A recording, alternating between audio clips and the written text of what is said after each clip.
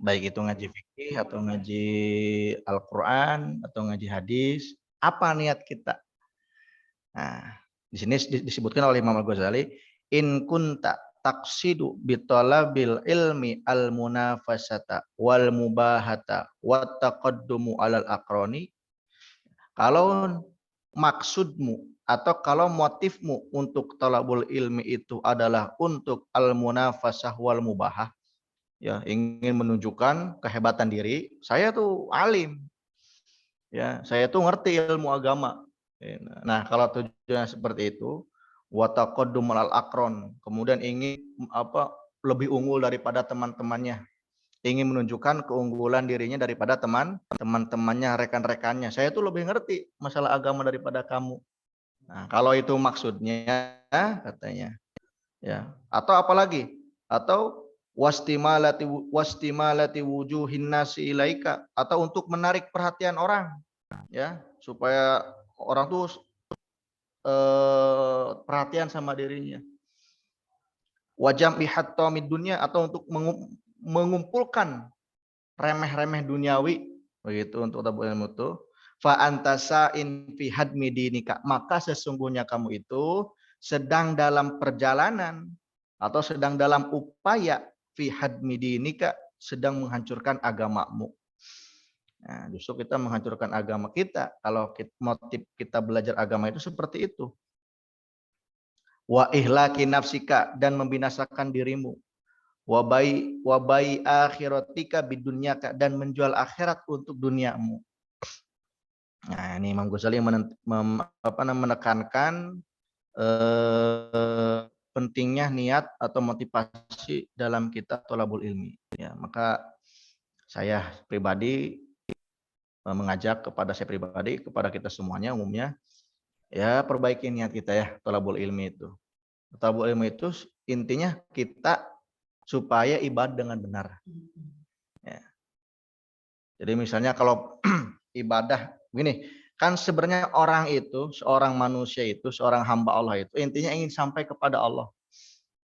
Nah, orang yang dia ibadah atau dia berusaha untuk mencapai Allah, mencapai kepada Allah tanpa ilmu, itu seperti begini, seperti orang misalnya dari Jakarta, dia ingin ke Jogja, ke Yogyakarta, ke Jawa. Nah, dia jalan kaki dan dia nggak tahu jalannya. Ya pokoknya saya niat, yang penting saya pengen ke Jogja. Saya tawarnya ke sana. Nah, ini umpama ya, perumpamaan. Tapi kalau orang yang dia itu berusaha untuk sampai kepada Allah dengan ilmu, seperti orang yang dari Jakarta ke Jogja menggunakan kendaraan, mobil misalnya, dan dia punya GPS, begitu. Jadi mempercepat sampainya seorang hamba kepada Allah Subhanahu Wa Taala. Gitu. Nah, jadi itulah. Jadi intinya ilmu itu memudahkan kita dan menjadikan ibadah kita benar sehingga kita bisa sampai kepada Allah Subhanahu wa taala dengan cepat gitu. Itu kan tujuan dari seorang salik ya. Kalau dalam bahasa tasawuf itu namanya salik atau murid. Ya kan? Jadi seorang salik itu atau seorang murid itu, kenapa dia belajar agama atau kenapa dia ibadah? Ya ini supaya ingin sampai kepada Allah. Mengerti hakikat Allah atau ma'rifat bahasanya. Seperti itu. Nah, supaya cepat sampainya, salah satunya dengan ilmu. Nah, jadi kalau kamu belajar dengan niat yang salah, ya kamu itu sebenarnya sedang menjual akhiratmu dengan dunia. Begitu. Wa mu'allimuka, dan gurumu mu'inun laka ala isyanika, dan gurumu sedang menolongmu untuk berbuat maksiat. Jadi gurunya kalau ngajarin murid yang niatnya salah, gurunya ikut seolah-olah menolong dia berbuat salah. Nah, itu hati-hati makanya ya Allah. Jadi guru itu berat juga. Jadi kalau seorang guru mengajarkan ilmu, terus si guru itu tahu niatnya jelek muridnya, jangan diajarin. Ya, karena kalau sudah tahu niatnya jelek, terus dibiarin aja, nggak diperbaiki, ya sedang menolong dia berbuat salah. Seperti itu. Kama qala sallallahu alaihi wasallam, Man a'ana ala maksiatin walau bisyatri kalimatin kana syarikan lahu. Man a'ana, siapa orang yang menolong ala maksiatin terhadap suatu kemaksiatan walau bisyatri kalimah, meskipun dengan sepotong kalimat, kana syarikan lahu, maka seolah-olah dia itu berpartner dengannya, bermitra dengannya. Padahal cuma ngomong doang ya. Di mana tempat judi itu, harus sono tempat judi.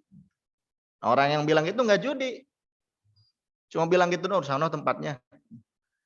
Jadi orangnya judi, ya ini juga kena nih. Dihitungnya sama-sama judi. Padahal orang ini nggak judi, cuma nunjukin doang. Nah itulah ruginya ya. Jangan menolong kedzaliman. Wa in kanat niyatuka wa qasduka, dan tetapi kalau niatmu atau maksudmu atau motifmu bainaka wa bainallahi ta'ala min talabil ilmi al hidayah, tapi kalau niat kamu itu thalabul ilmi adalah supaya kamu dapat hidayah, katanya duna mujarrad riwayah, bukan hanya sekedar ingin pamer riwayat. Oh, saya ngaji kepada Syekh Anu, saya ngaji kepada guru Anu. Jadi murni tulus thalabul ilminya karena ingin mendapat hidayah. Ya kan di awal kita bahas. Jadi hidayah itu ada awalnya, ada akhirnya. Ada zahir, ada batin. Yang zahir ya perbuatan zahir, yang batin perbuatan batin. Yang awal ya awalnya kita berusaha ibadah, nanti akhirnya sampai kepada Allah. Ya, itu orang yang sudah mencapai level mukmin sejati. Ya, sudah mengenal Allah, sudah sampai kepada Allah, sudah mengerti maksud kenapa dia itu hidup. Nah, itu. Ya. Nah, kalau tujuanmu itu memang murni ingin mendapat hidayah, petunjuk, ya, bagaimana kita itu mengenal Allah, bagaimana kita itu mengenal ya atau memahami apa sih arti saya ibadah itu, apa arti seorang hamba itu, apa arti saya hidup di dunia itu, kemana saya nantinya. Nah, kalau memang ingin itu yang dicari hidayah itu, fabshir, faabshir, maka dengarlah kabar gembira. Fa innal malaikata tabsutu laka ajnataha, bahwasanya malaikat membentangkan sayapnya untukmu. Nah, jadi kalau niat thalabul ilmi kita itu memang karena memang karena ingin hidayah, ya terimalah kabar gembira. Malaikat membentangkan sayapnya untuk kita. Idza masyaita, kalau kamu jalan, wa haitanul bahri tastaghfirul laka, dan hewan-hewan yang di laut, bayangin Pak tuh. Itu kan daratan sama lautan tuh kan luas lautan. Ya kan? Kemungkinan besar makhluk hidupnya juga lebih banyak daripada makhluk hidup yang ada di daratan. Nah, makhluk atau organisme di lautan itu mendoakan, memohonkan ampun kepada orang yang thalabul ilmi yang niatnya benar. Nah, itu ya. Luar biasa itu. Ya, kita dimohonkan ampun oleh makhluk Allah di laut. Ida sa'yata walakin nyambagi laka anta'lam, tetapi sudah seyogianya untukmu untuk kamu tahu qabla kulli syai', ya, sebelum segala sesuatunya, annal hidayata allati hiya samratul ilmi, bahwasanya hidayah yang merupakan buah daripada ilmu, laha bidayatun wa nihayatun, ya, ada permulaannya, ada akhirnya. Wa dhahirun wa batinun, ada dohirnya, ada batinnya. Wala wusula ila nihayatiha illa ba'da ihkami bidayatiha, dan kamu tidak akan sampai kepada ujung hidayah sebelum kamu mampu menguasai awal hidayah. Wala usuro ala batiniha illa ba'da lukufi ala dhahiriha, dan kamu tidak akan masuk ke dalam hidayah sebelum kamu memulai dari dhahir hidayah. Nah, itu ya. Waha ana musyirun alaika bibidayatil hidayah. Nah, sekarang saya akan tunjukkan sama kamu, ya, permulaan hidayah itu apa. Ya. Litu jarroba biha nafsaka, supaya kamu menguji dengannya dirimu. Imtahana yamtahinu wa tamtahinu biha qalbaka, dan kamu menguji, menganalisa hatimu dengan itu. Nah, maksudnya gini, Pak. Imam Ghazali akan menunjukkan bidayah dari hidayah itu. atau permulaan dari hidayah itu supaya kamu bisa menguji dirimu. Nih saya udah dapat hidayah belum? Nah, gitu ya. Nih saya nih udah dapat hidayah belum? Atau kalau sudah dapat hidayah, saya sudah melaksanakannya belum? Nah, ini yang akan dijelaskan Imam Ghazali itu. Ya, gitu. Jadi ini kitab itu ibarat apa ya? Tester, alat uji. Nah, alat uji ya. Kita itu udah dapat hidayah belum sih? Ya. Atau belum? Ya, kalau dapat hidayah kita itu sudah benar ngamalinnya. Nah, gitu ya. Supaya kamu menguji dengan ini pada dirimu gitu. Nah, fa in sadabta qalbaka ilaiha ma'ilan. Kalau kamu mendapati hasilnya itu ternyata hati saya itu condong sama ini. Sama yang akan dijelaskan ini, saya tuh kayaknya cocok sama ini. Saya tuh kayaknya ngelakuin ini. Saya tuh kayaknya seneng kayak ini gitu. Nah, ya kan? Walaha qabilatun ya faduna kata tolu ila nihayat. Maka silahkan kamu lebih mendalami lagi. Ya, kalau hatimu sudah cocok, dirimu sudah sesuai, maka silahkan kamu memperdalam lagi supaya mencapai ujung daripada hidayah tersebut. Ya. Watagol fi biharil ulum. Silahkan kamu berenang di lautan ilmu. Wa in sadabta qalbaka inda muwajahatika iyyaha biha musawwafan. Tapi kalau kamu mendapati dirimu ya setelah diuji dengan kitab ini kok banyak yang musawwaf. Musawwaf tuh gini, Pak. Ah nanti. Ya kalau orang Sunda bilangnya talangke. Talangke tuh ya di nanti-nanti, di engke-engke. Ya, misalnya sholat, nanti atau misalnya taubat, nanti aja taubatnya. Atau sodakoh, nanti aja sodakohnya. Pokoknya setiap perbuatan baik dia tuh nanti bilangnya nanti. Nanti. Ya kan? Wabil amali bimuqtadoha mumatilan. Dan kamu terhadap amal soleh itu mumatilan. Ya, dianggurin. Alias nggak dilaksanain. Gitu. Ya.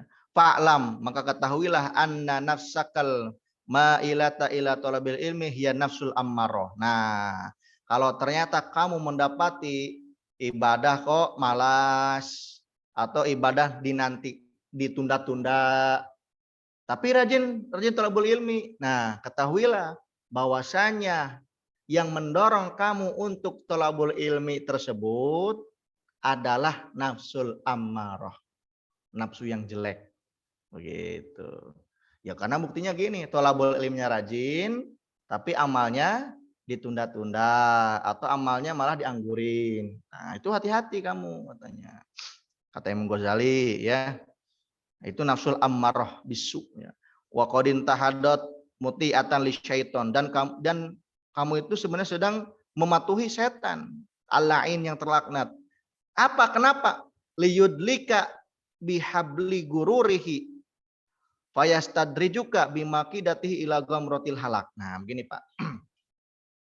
Jadi misalnya ada seorang rajin dia thalabul ilmi. Tapi ternyata dalam pengamalannya dia itu kurang atau bukan kurang, dianggurin, enggak beramal. Kemudian kalaupun diamalin, nanti. Tapi rajin thalabul ilmi. Nah, kata Imam Ghazali, yang mendorong dia untuk thalabul ilmi itu adalah nafsul ammaroh. Yang mana itu dibangkitkan oleh setan, digunakan untuk setan supaya menggiring kamu menuju ke kebinasaan. Ya kan?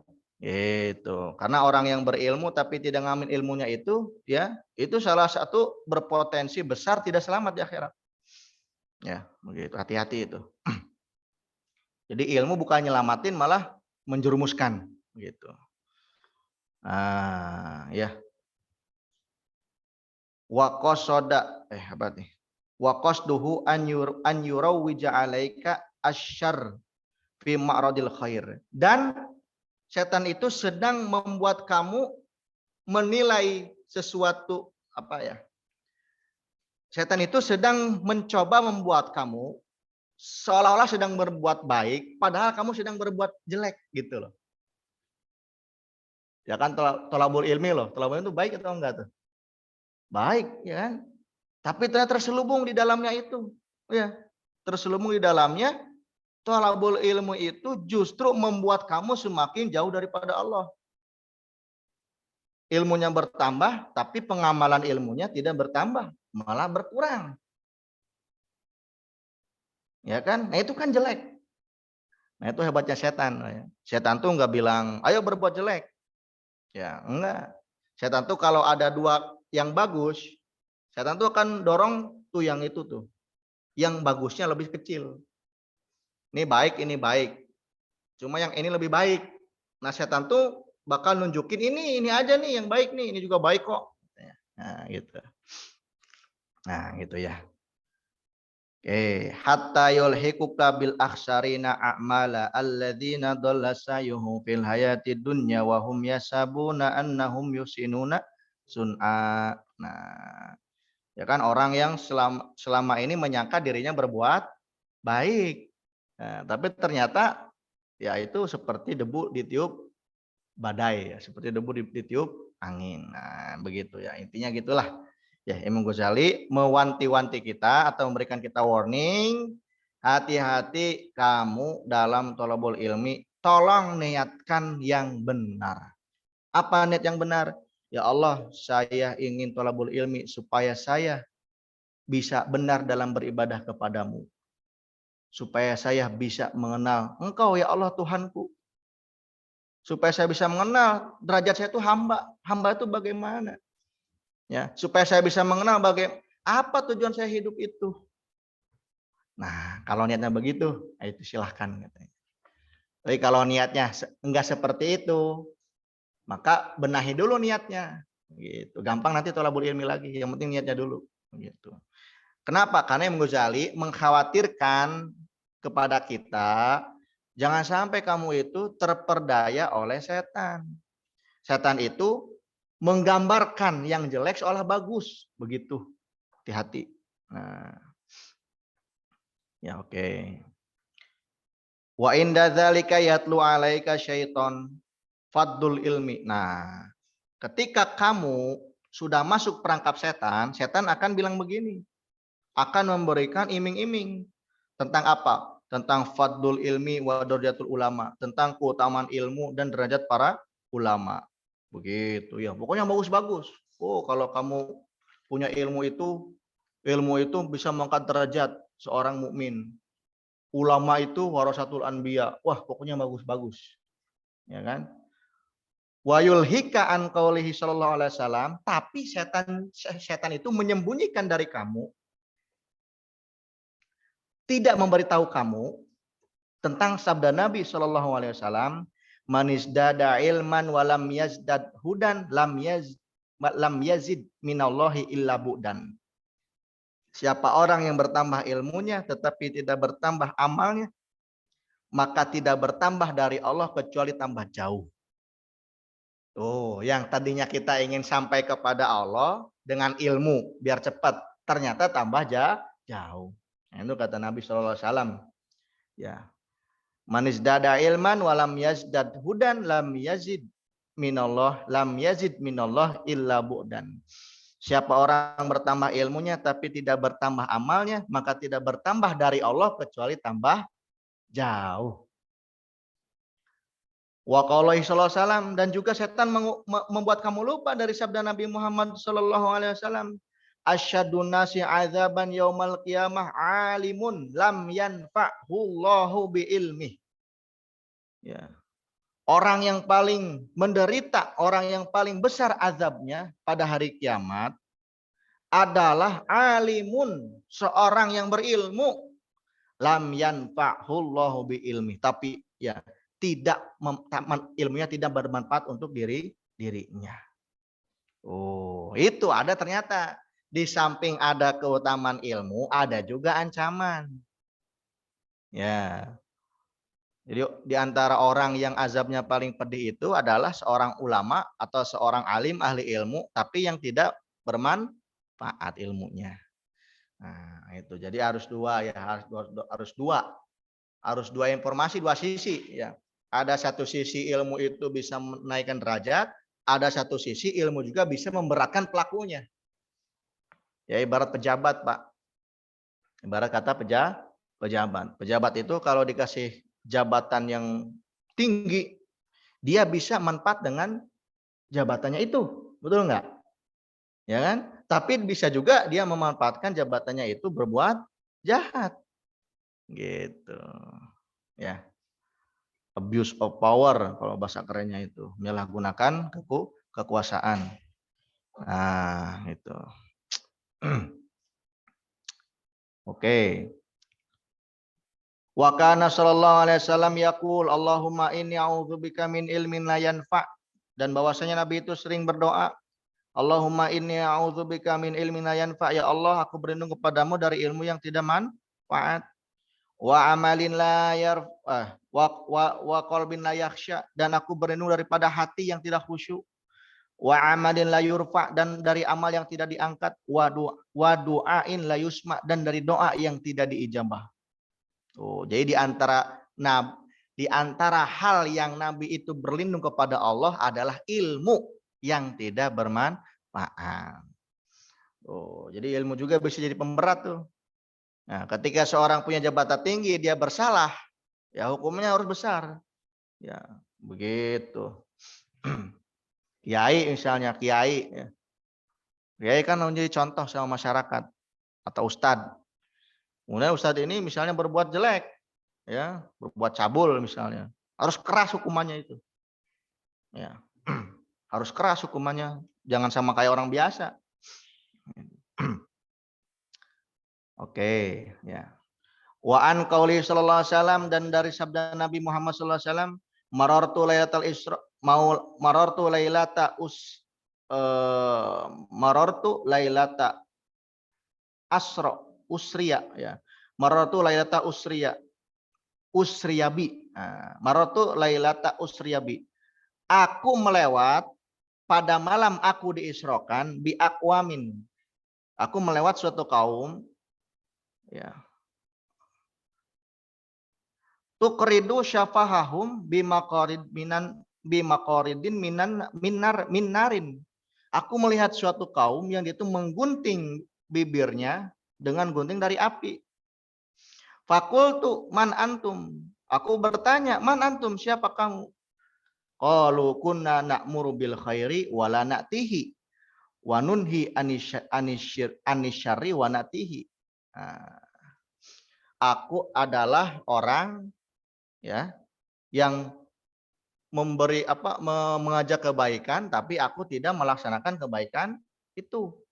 Dan aku orang yang mencegah daripada keburukan, tapi aku melakukan keburukan itu. Nah, jadi pada malam Kanjeng Nabi diisrakan oleh Allah, melihat suatu kaum yang mana kaum itu menggunting bibirnya pakai gunting dari api. Ditanya oleh baginda Nabi, siapa kamu? Ya, aku itu dulu ketika di dunia itu sering amar ma'ruf nahi mungkar, mengajak kebaikan, melarang keburukan. Mengajak kebaikan tapi akunya malah enggak, ya. Melarang keburukan, akunya malah melakukan keburukan, begitu. Ya. Fa iya kaya miskin, maka hati-hatilah wahai kamu yang malang, katanya. Ini buat kita nih. Maka hati-hatilah wahai kamu, ya, kamu orang yang sangat malang. Antud'ina litazwirihi wa tatadalla bihabli gururihi fawaidun lil jahil haitsulam ya ta'allam. Maka hati-hati wahai kamu orang yang malang, agar kamu jangan sampai mengikuti jebakan dari setan gitu. Ya. Fawailun lil jahil, maka celakalah bagi orang yang bodoh. Haitsulam ya ta'allam, sekira dia itu belum belajar. Marrotan wahidatan, meskipun sekali. Wa wailun lil alim, dan celakalah bagi orang alim.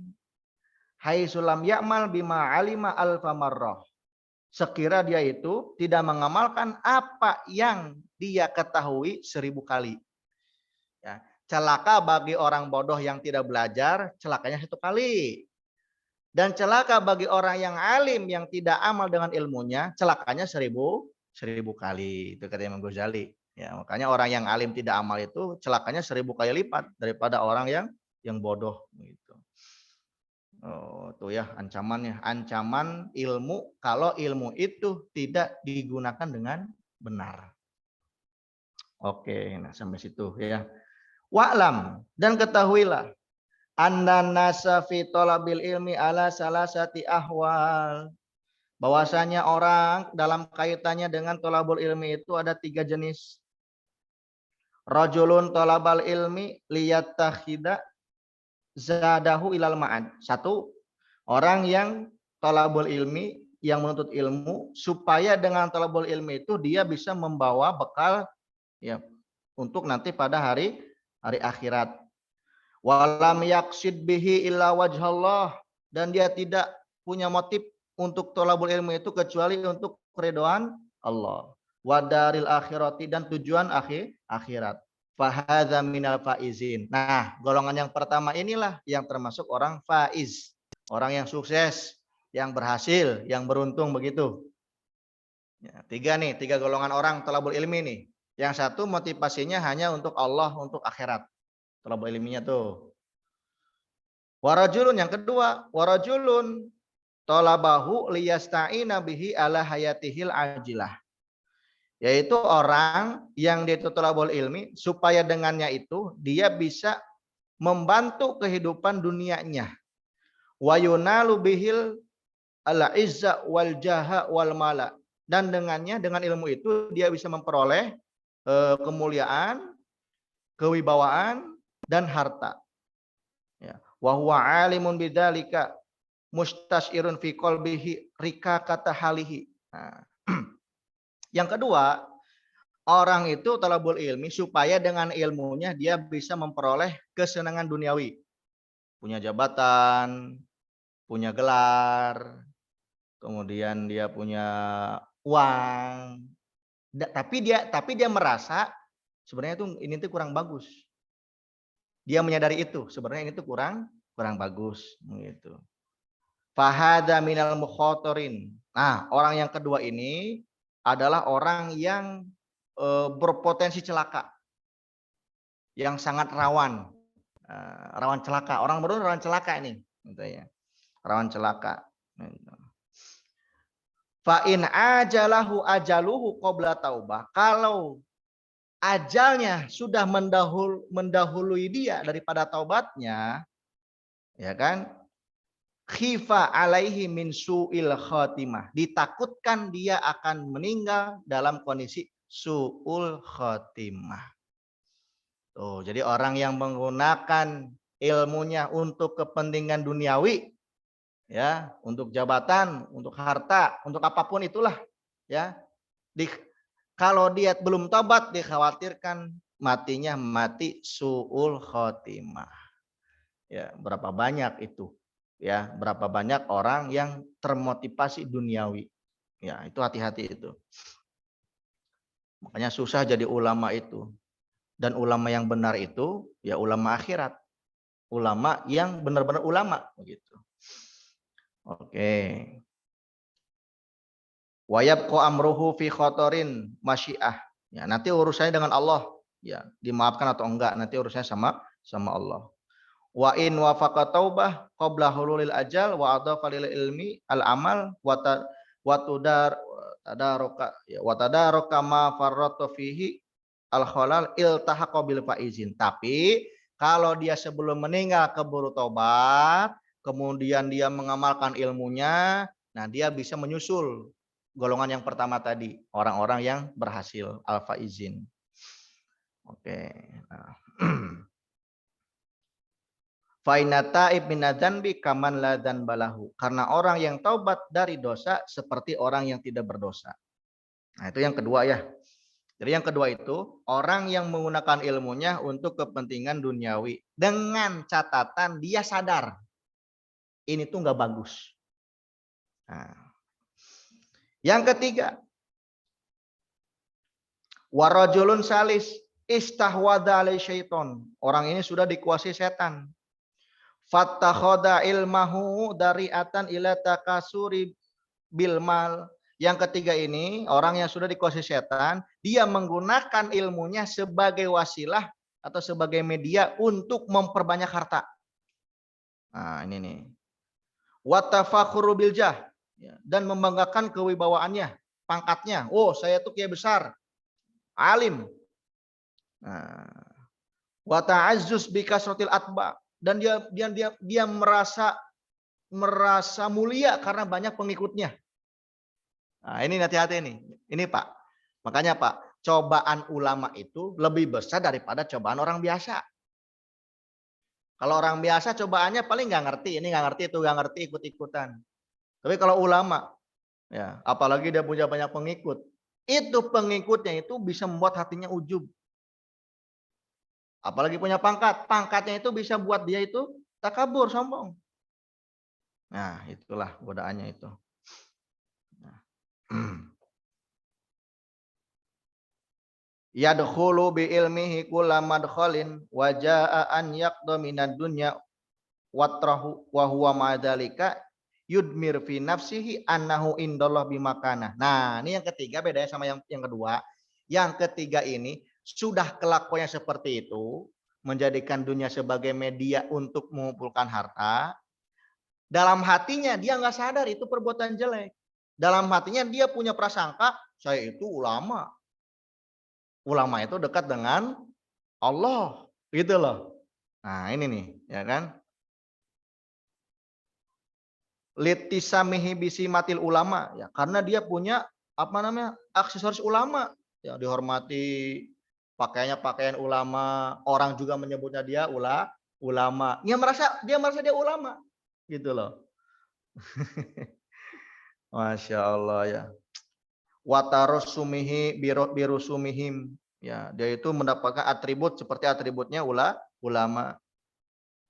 Ma'ataka lubihi ala dunya, ya, padahal dia itu sangat ambisi kepada dunia, zahiran wa batinan, dohirnya batinnya ambisi. Jadi dohirnya dia ngambilin dunia, batinnya juga ambisi, pengen dunia, batinnya ini. Nah, itu yang ketiga itu. Fahadza minal halikin. Inilah orang yang celaka. Tuh, ya Pak ya. Jadi tiga golongan nih. Tiga golongan orang dalam kaitannya dengan thalabul ilmi. Satu, orang yang mencari ilmu kepentingannya satu. Ya, ingin kepada Allah. Ingin ridhonya Allah. Ingin mendapatkan keselamatan di akhirat. Satu.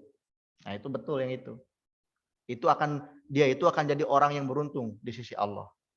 Yang kedua, orang yang dia itu cari ilmu, yang mana nanti ilmunya dia bisa menjadikan wasilah untuk mencari dunia. Dengan catatan dia sadar ini tuh gak bagus.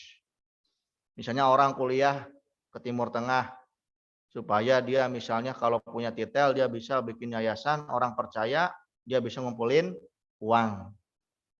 Dia bisa ngumpulin harta wakaf. Nah, ini banyak nih. Nah, ini banyak, hati-hati ini. Ya. Itu apalagi sudah gelar, udah punya popularitas. Nah, dia sadar tapi ini kurang bagus. Mohon maaf, Pak. Saya tahu ada orang dia dipanggil ustadz. Gini Pak nih. Jadi ustadz ini dia kenal sama beberapa orang agnia, orang-orang kaya di Timur Tengah. Dia bikin yayasan. Nah, yayasan ini intinya apa? Supaya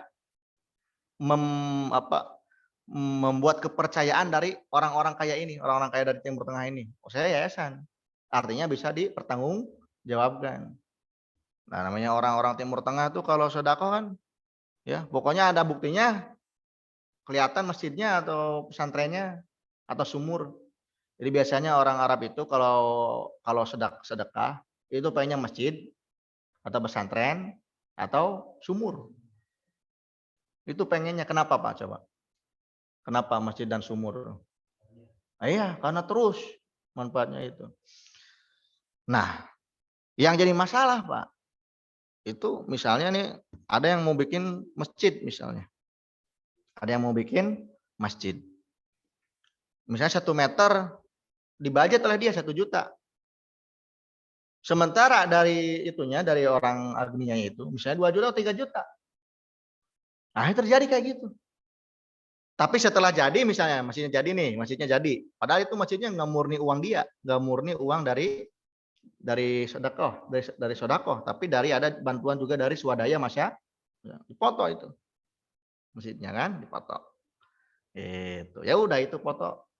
Oh, ini udah jadi Syekh katanya. Ini udah jadi. Oh, gitu. Dan ada namanya, nama ininya.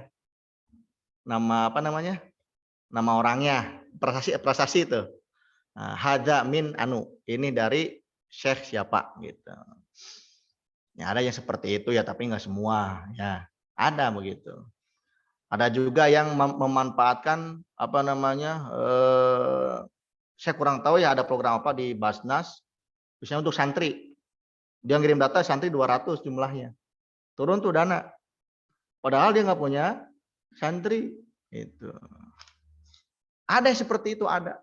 Nah itu ya, hati-hati itu. Nah yang kedua ini, yang nomor 2 ini apanya? Dia itu menggunakan ilmunya, menggunakan apa namanya ilmunya dia untuk menarik duniawi. Tapi dia sadar ini kurang bagus. Nah kalau dia belum taubat, dikhawatirkan su'ul khotimah.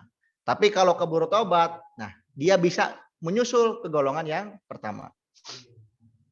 Nah, kalau yang 3 ini parah nih, paling parah ya. Yang nomor 3 itu ya dia thalabul ilmi dengan niat, dengan motif kalau saya punya ilmu, saya pengen anu. Dia udah banyak bayangan tuh. Ya. Apalagi kalau sudah populer, udah punya popularitas, udah banyak pengikutnya. Wah, dia gunakan itu untuk meraup keuntungan dunia sebanyak-banyaknya. Dohirnya seperti itu, hatinya juga sama. Ya, sangat ambisi kepada duniawi. Nggak sadar dia bahwa itu jelek itu. Karena dia merasa, ya memang saya ulama. Saya berhak mendapatkan ini. Nah, saya dipanggil orang ulama, saya jabatan juga ulama, saya juga ngajar juga, begitu. Nah, dia nggak sadar, ya. Gitu. Nah, itulah golongan yang celaka. Jadi ada yang berhasil, yang sukses, ada yang berpotensi celaka, ada yang celaka. Nah, itu kata Imam Ghazali ya, kita bidayatul hidayah. Begitu. Hati-hati itu. Nah, wa minal hamqo al magrurin idar roja munqati'un an taubatihi la dhannahu annahu minal muhsinin wa huwa ghafilun an qouli ta'ala ya ayyuhalladzina amanu lima taquluna ma la taf'alun. Ya, dia lupa ya firman Allah Subhanahu wa taala, ya ayyuhalladzina amanu, hai orang yang beriman, lima taquluna ma la taf'alun. Kenapa kamu mengucapkan sesuatu yang kamu tidak kerjakan? Wa huwa miman qala fihim Rasulullah sallallahu alaihi wasallam, dan orang yang ketiga ini adalah orang yang disabdakan oleh Nabi sallallahu alaihi wasallam, ana min ghairi dajjal akhwafu alaikum minad dajjal, ya. Aku takut, ya. Aku ada seseorang yang aku lebih takut daripada dajjal kepada kalian. Gimana ya? Aku takut lebih daripada dajjal kepada kalian. Dari siapa? Ya, faqila wa ma huwa ya Rasulullah. Siapa itu Rasulullah? Aku lebih takut ada orang lebih daripada dajjal yang aku takutkan itu kepada kalian. Nah, ditanya oleh para sahabat, "Ya Rasulullah, siapa orang itu?" Faqala, maka Nabi bersabda, ulama usu, yaitu ulama su. Ya, ulama su itu ulama yang jelek. Gitu. Kenapa? Karena ulama su itu begini Pak. Ulama su itu orang-orang tuh kan ngikutnya ulama. Ya kan, ulama itu jadi contoh, jadi teladan, ya kan? Jadi cerminan. Oh, begini tuh. Orang yang berilmu itu, yang tahu agama tuh begini. Ternyata ya orang-orang tuh meniru dia.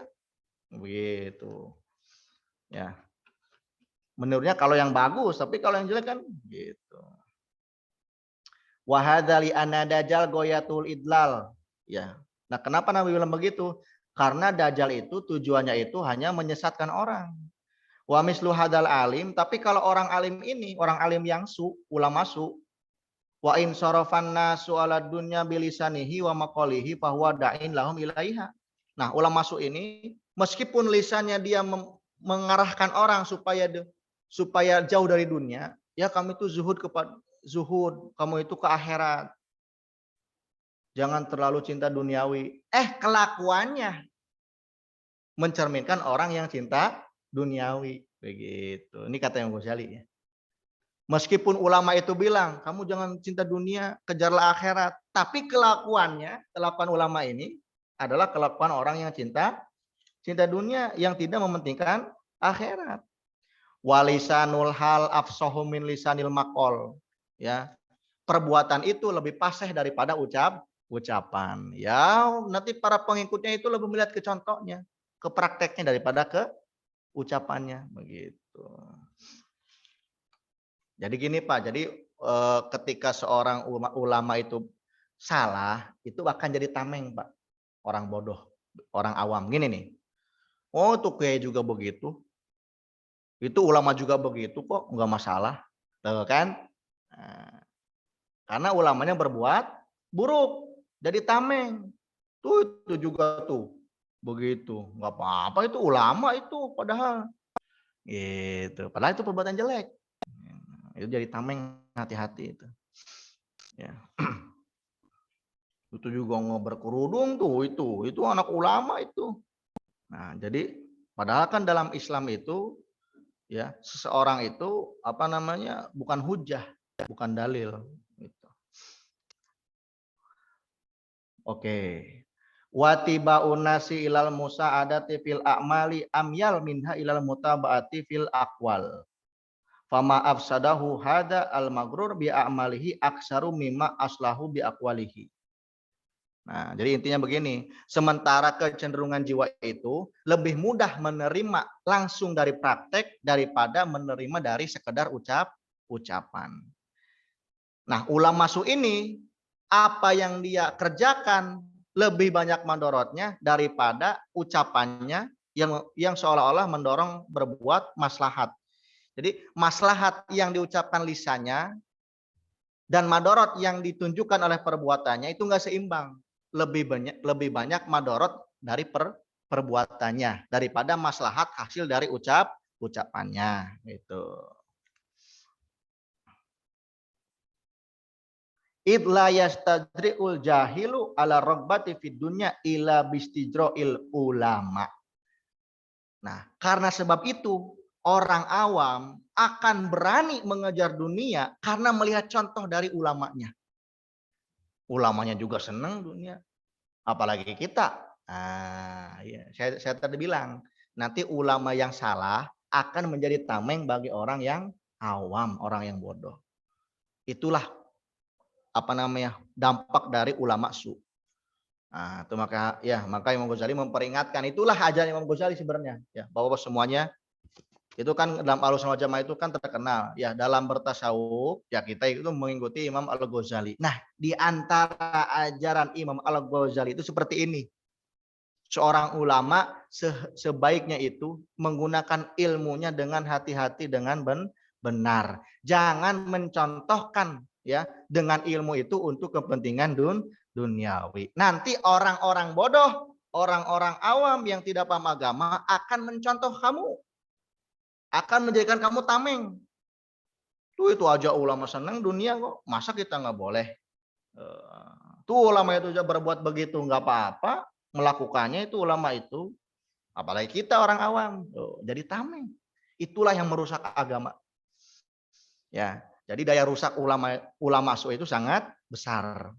Itu makanya ulama su itu nanti di akhirat tuh termasuk orang yang duluan disiksa.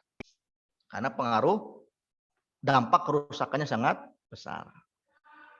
Oke lah, jadi kita simpulkan ya pengajian kita ini. Jadi Imam Ghazali intinya begini ya, intinya kalau kamu kalau kamu thalabul ilmi motifnya karena akhirat silahkan.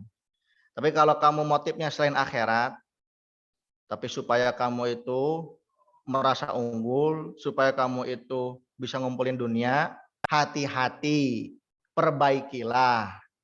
Karena yang mengajak kamu untuk thalabul ilmi itu adalah nafsu amarah, yang merupakan itu perangkal setan. Setan itu merupakan yang jelek jadi bagus. Nah, kamu itu seolah melihat itu bagus, padahal itu jelek. Hati-hati.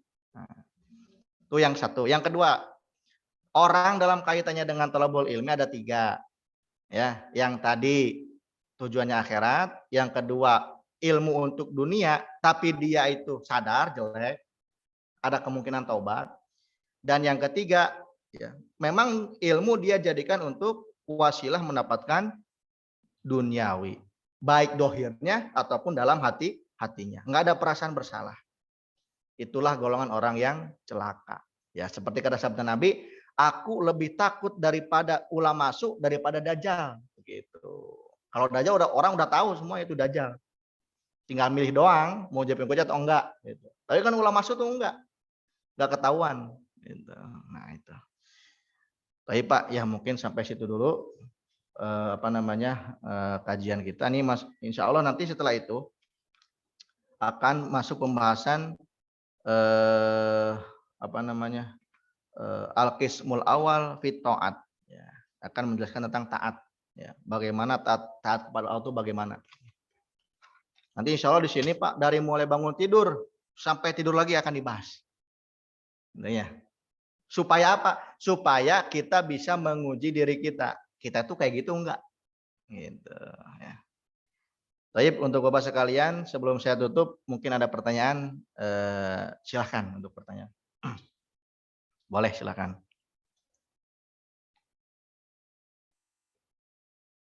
Ada yang bertanya, Pak? Ya, bebas, boleh nggak Bapak? Jangan malu.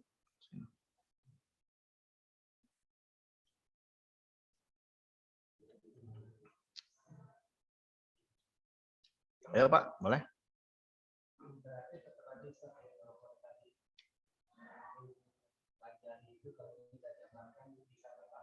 Betul. Betul. Iya. Iya, betul. Jadi, iya, gini Pak. Nih supaya kita bisa bayangin Pak ya. Kita mau ke Jogja. Orang mau ke Jogja, opsinya bisa jalan kaki, bisa naik kendaraan. Nah, orang yang ibadah kepada Allah, ingin sampai kepada Allah, tidak pakai ilmu, ibarat orang ke Jakarta jalan kaki. Orang jalan kaki, potensi celakanya apa sih? Jatuh, nyasar, apalagi capek. Nah, orang yang beribadah kepada Allah dengan ilmu, itu seperti orang ke Jogja pakai mobil. Lebih enak, lebih cepat. Betul nggak Pak? Tapi potensi celakanya lebih besar. Betul nggak? Coba kalau mobil jatuh, potensinya beda sama orang jalan kaki jatuh. Betul nggak? Tapi kalau kita dikasih opsi, kamu mau ke Jogja? Ya saya mau ke Jogja. Mau jalan kaki atau naik mobil? Mobil yang mana Pak? Mobil. Meskipun potensi celakanya lebih besar. Betul nggak? Jalan kaki kalau jatuh apa Pak? Itunya kemungkinannya. Kalau jatuh ya paling baret atau apalagi kesleo, ya kan? Gitu. Kalau nabrak nih, jalan kaki nabrak, apa tuh risikonya? Tapi kalau naik mobil, ya naik mobil jatuh atau apa nabrak, itu besar banget potensinya. Potensi apa kerusakannya besar banget, ya kan? Tapi tetap kalau kita orang normal, kalau suruh milih jalan kaki atau naik mobil ke Jogja, ya jawabnya naik mobil. Begitu. Nah, kita juga sama. Seorang hamba ingin mencapai ridho Allah, silakan ibadah. Nah, ibadahnya itu ada yang dengan ilmu, ada yang tanpa ilmu. Yang tanpa itu lama, bakal lama. Nyampainya itu akan lama. Tapi kalau dengan ilmu itu lebih cepat. Meskipun resikonya lebih tinggi. Resikonya itu. Ya kalau ilmunya nggak dipakai kan bersiko itu. Nah, itu seperti itu ya. Itu supaya bisa kita memudahkan perbandingannya. Ya, jadi meskipun tadi bilang Imam Ghazali, oh ilmu itu ternyata berat juga ya. Ya supaya kita hati-hati gitu. Ya. Tapi bukan berarti kita, oh kalau gitu mending gak belajar aja kalau gitu mah selamat gitu. Ya sama selama sama-sama celaka. Karena kata Imam Ghazali ya, celaka bagi orang bodoh yang tidak belajar. Gitu. Tetap juga celaka nanti. Ya silakan.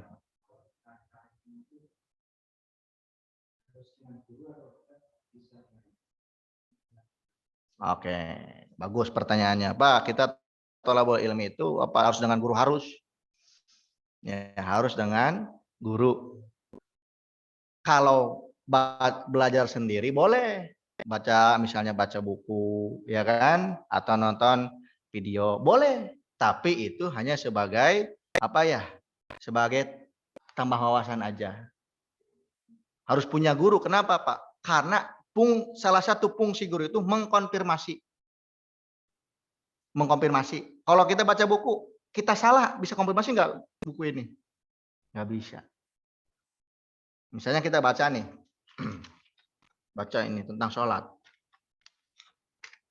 Sampai kapanpun kita nggak akan pernah tahu kita benar atau salah pahamnya. Kita memahami ini benar atau salah nggak bakal tahu. Karena buku tidak bisa mengkonfirmasi.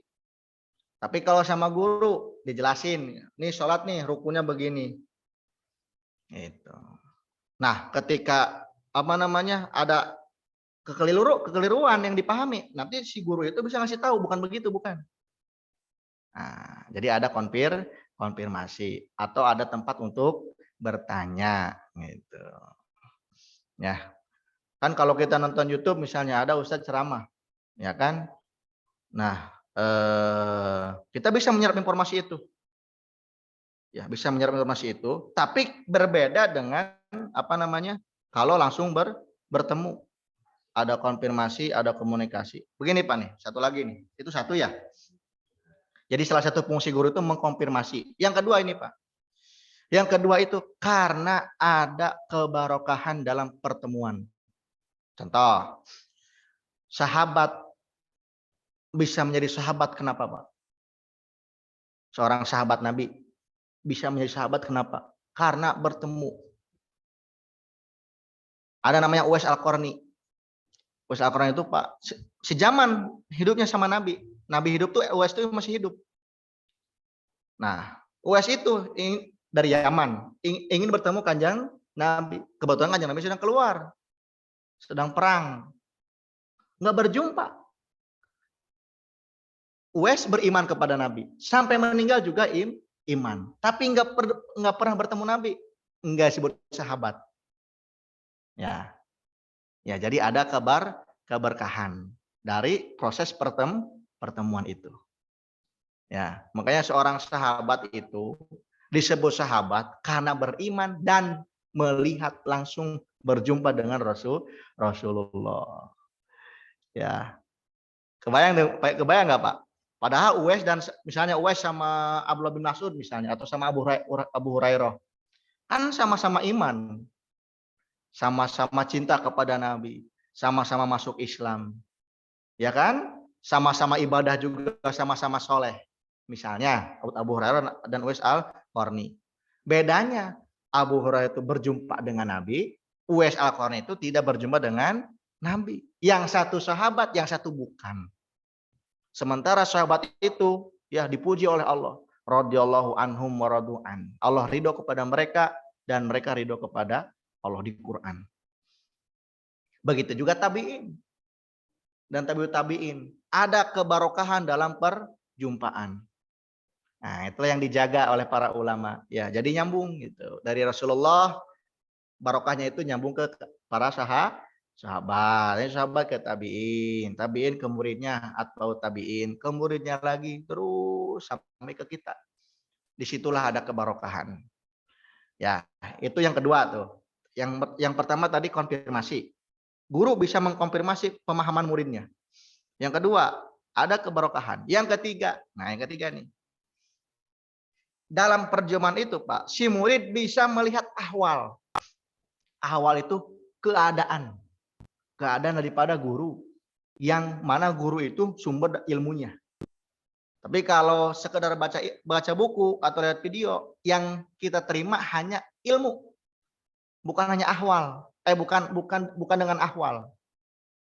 Ya, misalnya saya misalnya ngaji dulu sama Pak Kiai di kampung, belajar sholat, ya kan? Nah, di samping saya belajar kitab, belajar sholat, ini rukunnya, saya juga melihat kondisi kiai saya dalam mengamalkan sholat, gitu loh. Oh, begitu. Jadi begini pengamalannya. Oh, begini. Apa namanya aura seorang guru itu. Begitu ya. Nah, ini 3 alasan yang bisa membedakan belajar sama guru dengan tidak sama guru. Kalau belajar sama guru bisa mengkonfirmasi, ada kebarokahan dan kita bisa mendapatkan ahwal dari guru. Kita bisa melihat kondisi guru bagaimana dalam mengamalkan ilmu. Tapi kalau kita nggak punya guru, nggak bisa konfirmasi, keberkahannya kurang, ya meskipun ilmu itu barokah ya. Yang ketiga, kita nggak punya ahwal, nggak bisa melihat ahwal. Bagaimana sih mengamalkan ilmu ini dalam suatu sosok? Kayak sahabat kan, di samping sahabat menerima ilmu dari Nabi, sahabat juga melihat bagaimana Nabi itu mengamalkan ilmu. Nah, begitu. Begitu Pak ya. Jadi jawabannya, boleh nggak belajar tanpa guru? Ya jawabannya belajar harus sama guru. Tapi bukan berarti melarang kita untuk belajar sendiri, ya baca buku boleh silakan, tapi itu hanya sebagai tambahan saja. Begitu. Oke Pak, satu lagi saya kira cukup, satu lagi. Boleh? Kalau ada satu lagi pertanyaannya, silakan. Oke, nggak ada? Nggak ada ya?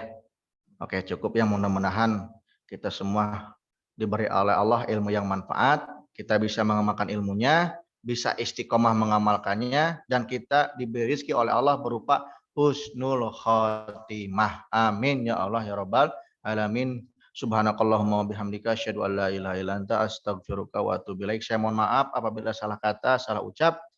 Mohon dimaafkan sebesar-besarnya. Saya akhiri billahi taufiq wa hidayah. Assalamualaikum warahmatullahi wabarakatuh.